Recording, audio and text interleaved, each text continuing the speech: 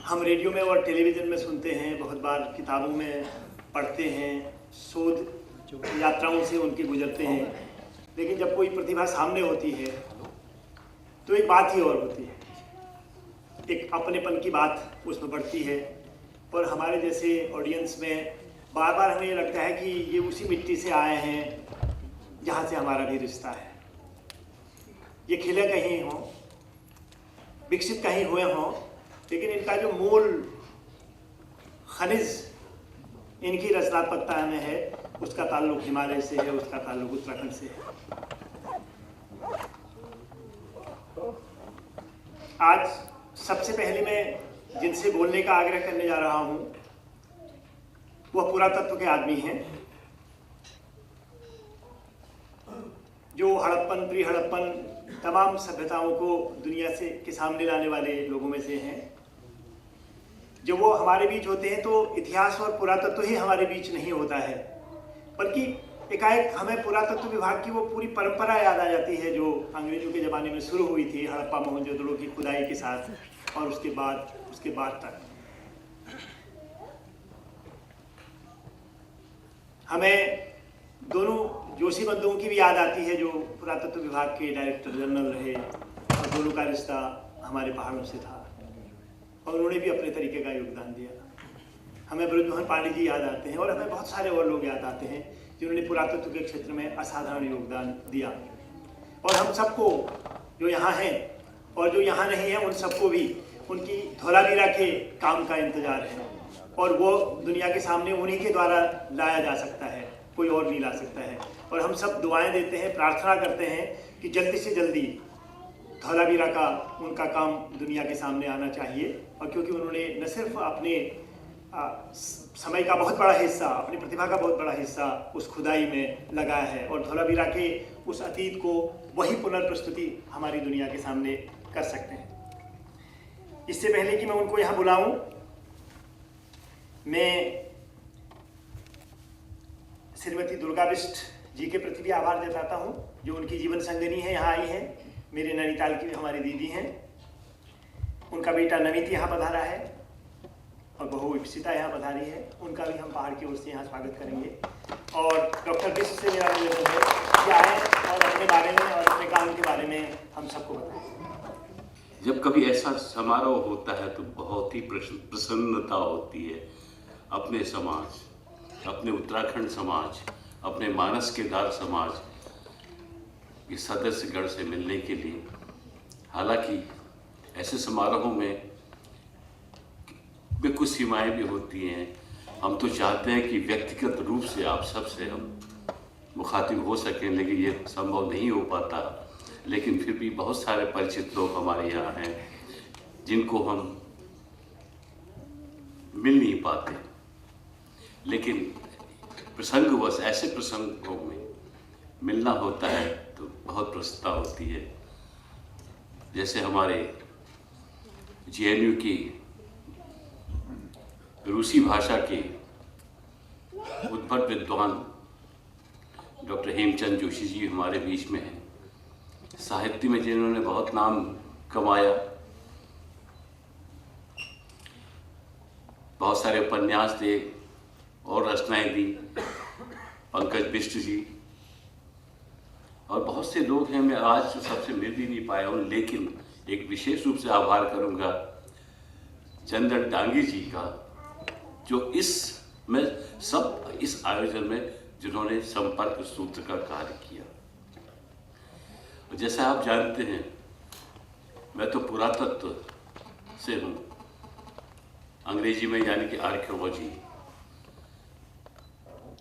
और अंग्रेजी में जो शब्द है आर्कियोलॉजी, उसका तो बहुत से लोग ठीक से उच्चारण भी नहीं कर पाते, और पुरातत्व भी कोई सीधा शब्द नहीं है बस। लेकिन जैसे भूगर्भ शास्त्र, जिनके उद्भट विद्वान, लब्ध प्रतिष्ठ विद्वान डॉक्टर वंध्या जी हमारे बीच में हैं, वो पृथ्वी के इतिहास की संरचना करते हैं। उस इतिहास जिसके बारे में हम जानते नहीं थे, कहते थे बहुत पुरानी है, लाखों साल, अरबों साल पुराना है, लेकिन वो किन चरणों से होके पृथ्वी का, हमारी पृथ्वी का विकास हुआ, इस रूप में आज है, जिस रूप में आज है, वो भूगर्भ शास्त्र का विषय है।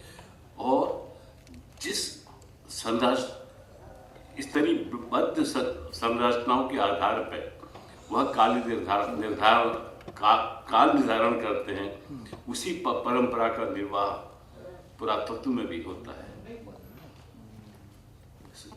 जब हम किसी प्राचीन जगह का इतिहास जानने की कोशिश करते हैं, प्राचीन संस्कृतियों को पहचानने की कोशिश करते हैं, हमारा भी वही है कि जैसे कि सूटकेस में कपड़े रख दिए, जो कपड़ा सबसे पहले रखा जाएगा वो सबसे नीचे होगा, और जो सबसे बाद में रखा जाएगा सबसे ऊपर होगा। इसलिए जब हम भूगर्भ शास्त्र में भी यही होता है, पुरातत्व में यही होता है कि जब हम खोज करते हैं, जो सबसे नीचे वर्तमान है वो सब प्राचीनतम है, जो सबसे ऊपर है वो आमतौर पर आधुनिकतम है। तो ये एक वैज्ञानिक विधा है जिसमें जितने भी विज्ञान हैं, चाहे भौतिक विज्ञान हो, रसायन विज्ञान हो, भूगर्भ शास्त्र हो, या कोई भी आप विज्ञान का विषय ले लें या साहित्य का ले लें या मानविकी कहते हैं, ह्यूमैनिटीज के कोई भी विषय हो या कोई भी विषय हो, सारे विषय हमें अपने जो हम साक्ष्य एकत्र करते हैं उनको समझने में, उनकी व्याख्या करने में, उन सब की मदद लेनी पड़ती है। ये एक ऐसा विज्ञान है, ऐसी विधा है जो बहुत सारे हम कहते हैं डिसिप्लिन्स, अकादमी, अनुशासन, उनकी मदद के बगैर नहीं हो सकता। और उनकी आगे व्याख्याओं में हमें सब चीज की मदद की आवश्यकता होती, सारे विधानों की। जैसे कि चंद्रशेखर जी ने और उद्घोषक महोदय ने कहा, एक धौलावीरा। हम जानते हैं पहले हमारा इतिहास का, भारतीय इतिहास का लेखन होता था ऋग्वेद काल से प्रारंभ, जिसका समय करीब 1200 और 1500 ईसा पूर्व या आज एक कॉमन एरा से पहले माना जाता था। बस उससे आगे हमें कुछ पता नहीं। ये पुरातत्व की देन है कि आज विश्व भर में हम ये जान सकते हैं कि मानव इतिहास, मानव जिसने अपने पुरातात्विक साक्ष्य धरती में छोड़े हैं, वो मानव जो पहले पत्थरों के औजार बनाता था, उस मानव का इतिहास आज से लगभग 19-20 लाख साल पुराना है। और लाखों लाखों साल वो जंगली अवस्था में, वनों में, घाटियों में, उपत्यकाओं में, अतिथिकाओं में, नदी के सोपानों में, रेगिस्तान में अपनी भोजन के वनों में अपने भोजन की तलाश में भटकते रहा। बहुत विकास के कई चरणों से होते हुए आज से करीब 10,000 साल पहले एक क्रांति आई, जब वो स्थायी निवास बना के रहने लगा और उसने कृषि काम, पशुपालन, ये सब कुछ सीखा, और उद्योग धंधे भी उसके साथ साथ उनका भी जन्म हुआ। तो ये सब पुरातत्व से संभव हो सका। और जिस इतिहास, जो हमारे इतिहास 1500 साल आज से पहले कॉमन एरा यानी ईसा से पूर्व नहीं जाता था, उसको अब हम वह भी सिंधु घाटी की सभ्यता जिसे कहते हैं, या हड़प्पा संस्कृति सभ्यता जिसे कहते हैं, आजकल कुछ लोग जिसे सिंधु सरस्वती सभ्यता भी कहते हैं, उसने एक बिल्कुल एक नया आयाम खोला, एक नया प्रश्न दिया, प्रश्न लिखा कि हमारा इतिहास वो 1500 से 1-1,500 साल और पुराना है। और बाद के अनुसंधानों से पता लगा कि हमारा उस सभ्य मानव का इतिहास तो आज से 10,000 साल पुराना है, जिसके बारे में मैंने बताया, एक आवास बना के रहने लगा और पशुपालन, कृषि और कुछ आपस में बहुत सारे समाज थे उस जमाने में भी, उनके बीच भी उनके आंतरिक संबंध थे, जिसे हम अंतर क्षेत्रीय संबंध थे, जिससे बाद में व्यापार का जन्म हुआ और उसी की प्रस्फुटन हुआ हड़प्पा संस्कृति के रूप में, जिसको आप सभी लोग जानते हैं, सभी ने पढ़ा होगा। एक उत्कृष्ट नागर सभ्यता थी। उस सभ्यता के कुछ स्थानों को खोजने का गौरव मुझे भी प्राप्त हुआ। धौलावीरा उनमें से एक है। और ये प्रसंगवश में ये बता दूं कि धौलावीरा की खोज की थी श्री जगतपत जोशी जी ने, जिनका नाम चंद्रशेखर जी ने लिया। और इसकी खुदाई जो मैंने शुरू की थी, उस वक्त महानिदेशक थे श्री मुनीश चंद्र जोशी जी। तो आज उनका स्मरण करते हुए, उनका नमन करते हुए, आज दोनों हमारे बीच नहीं हैं, लेकिन उनका आशीर्वाद, उनकी प्रेरणा से ही ये संभव हो सका कि मैं सिंधु घाटी के 2 शहरों को, एक तो महाशहर है, पूरे उप महाद्वीप में 5 महानगरों में एक धौलावीरा है, और बड़ा वाली जहाँ हरियाणा में जो स्थित है, जहाँ मैंने खुदाई की, वो एक छोटा शहर था। लेकिन दोनों का इतिहास में हमारे बहुत महत्वपूर्ण स्थान है।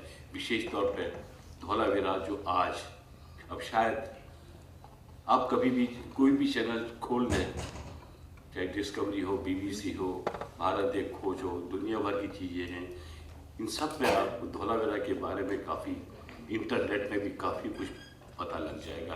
तब पता लगेगा इसलिए हमारे अतीत को, हमारे इतिहास को समृद्ध करने में कितना सहयोग दिया। और एक छोटी सी मैं एक बात बताऊंगा, उत्तराखंड एक नया, उत्तराखंड की जो हमारी पुरातत्व संपदा है स्मारकों के रूप में, विशेष तौर पर वो बहुत समुचित रूप से उनका न तो संरक्षण हो रहा था, न संभाल हो पा रही थी, क्योंकि एक बहुत बड़े सर्कल का, जैसे कहते हैं आगरा सर्कल के बीच में का एक हिस्सा मात्र था। और आगरा सर्कल के हमारे साथियों को ताज महल, फतेहपुर सीकरी, शाहदरा, इन सबसे ही फुर्सत मिले तो उत्तराखंड की ओर ध्यान दें। इस कमी को देखते हुए भारतीय पुरातत्व सर्वेक्षण ने उत्तराखंड अंचल की स्थापना की, और इत्तेफाक से मुझे अवसर मिला, मैंने एक ऐसे अधिकारी को भेजा चुन के, डॉक्टर सैयद जमाल हसन, जिनकी काबिलियत का मैं मुरीद था। मैंने कहा आपने वहाँ जाके ये एक काम संभालना है।